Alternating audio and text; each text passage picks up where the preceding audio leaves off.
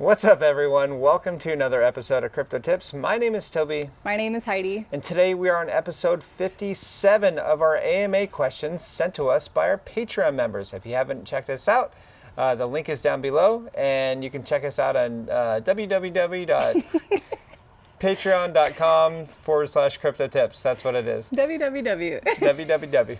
Anyways, so let's get into this. So the first question here, curious what you'd be looking for as a threshold tipping point to start treating a third coin as the same kind of priority or category as Bitcoin or Ethereum.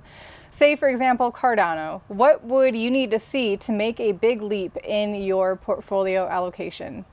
So just really quick, for those of you who aren't in the CT club,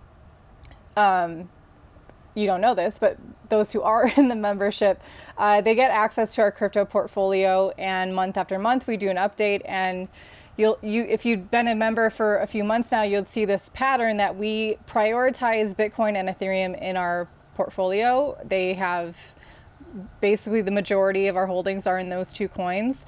We have a lot of fun with other altcoins as well, but Cardano has been kind of teasing around in our top 5. It's been top 3 for quite a long time, but then Solana, with its recent price action, it kind of butted its way above Cardano. But actually, what would it take for Cardano to be priority, like where we make sure that that stays number 3 in our crypto portfolio? What do you think?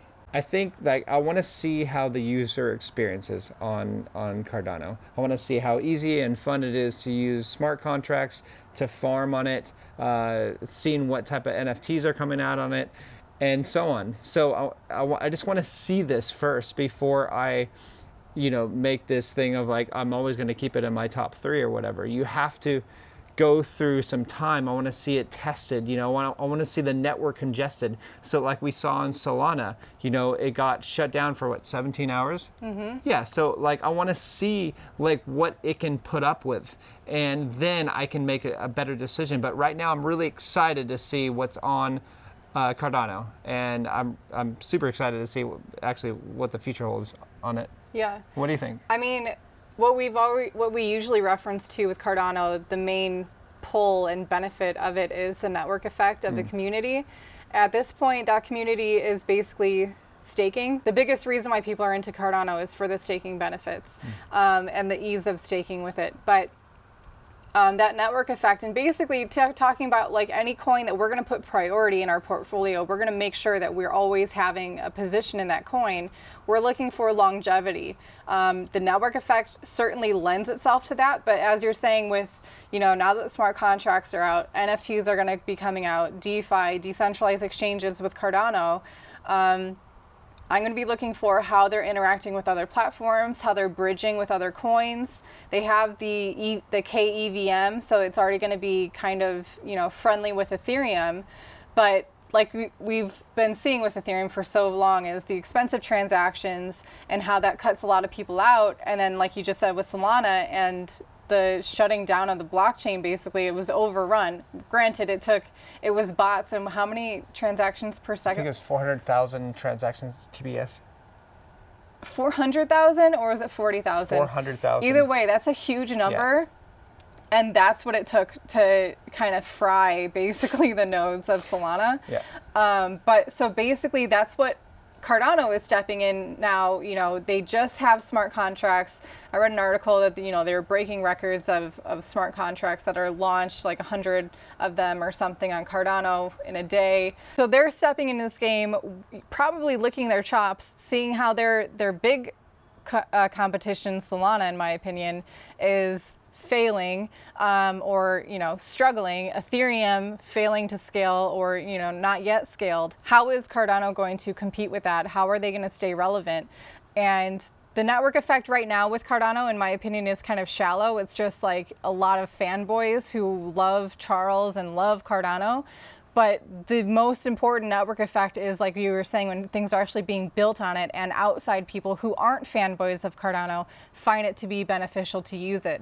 That's what Solana has benefited so much from this current bull run, the past several months. So I'm going to be looking for Cardano achieving that same thing. And it's been around since 2016, so it's stayed relevant. through the 2017 bull run. They, kept plugging away through the bear market. They're still here now.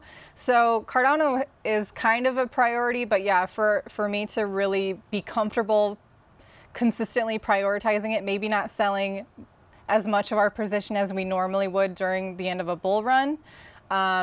Just looking for a more solid, robust ecosystem for Cardano.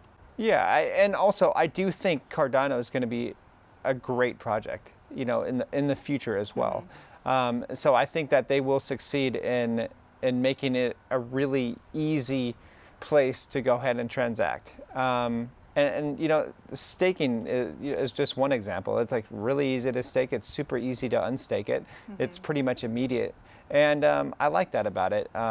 And yeah, I really hope that, what happened, like they can learn from projects like Solana and understand, okay, so if you make transactions too cheap, you might get overrun by bots, that want to attack your system. So yeah, I mean, that wasn't even a malicious attack. They were just trying to take advantage of an IDO. Yeah. Or IDO or NFT? IDO. Oh, okay. The one thing that I'm always going to be it's definitely a double-edged sword for Cardano, and that is the protocols for them launching code, is it has to go through a pretty extensive peer review system. So that time that takes, it's going to cut into their first mover advantage for any kind of a new trend that's happening in crypto. For them to want to stay in the spotlight, like Solana has been in, that might be holding them back in the long run. Hopefully it's going to be a fair trade-off in the security of the code, that, there's not going to be so many crazy bugs happening and people losing money.